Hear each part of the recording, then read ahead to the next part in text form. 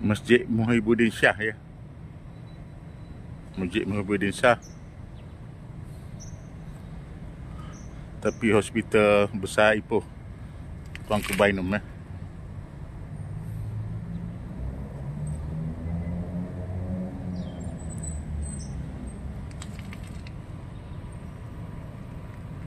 Parking-parking.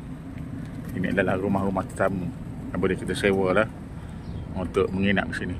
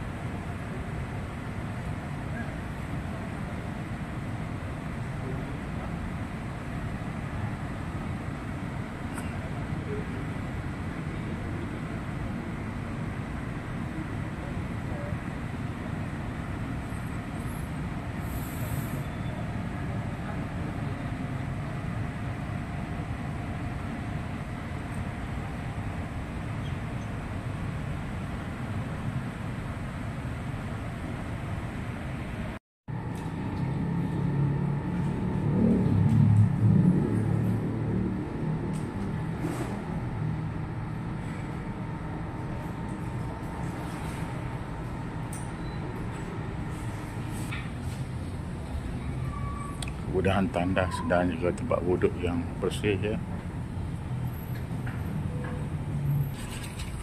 Handuk ya untuk berehat ya. Bersantai menunggu waktu sembahyang.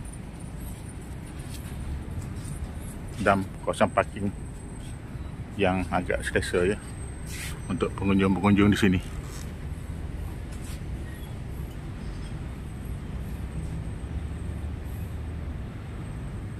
Di belakang sana adalah bilik-bilik untuk sewaan ya, musafir-musafir ya, di masjid berdekatan dengan hospital besar Ipoh ya.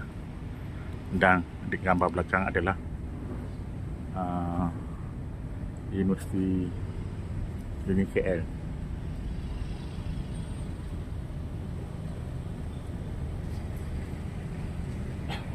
Ini adalah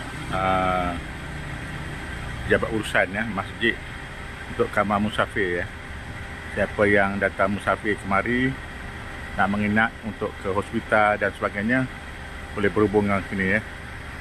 Nanti kita ke depan untuk melihatkan nombor telefon, kontak nombor ya. Cik Zaimi ya, 01 1206 67 907 ya. Betul-betul di tepi masjid ya. Sebelah ada parking lot ya. Saya melihat di sini ada 10 ya kamar musafir sini yang boleh disewa dengan pihak masjid ya. Untuk orang yang hadir ke Ipoh ini, terutamanya yang menjaga orang sakit ya di sekitar hospital Tuanku Bainum ni. Dan parking lot pun disediakan di depannya.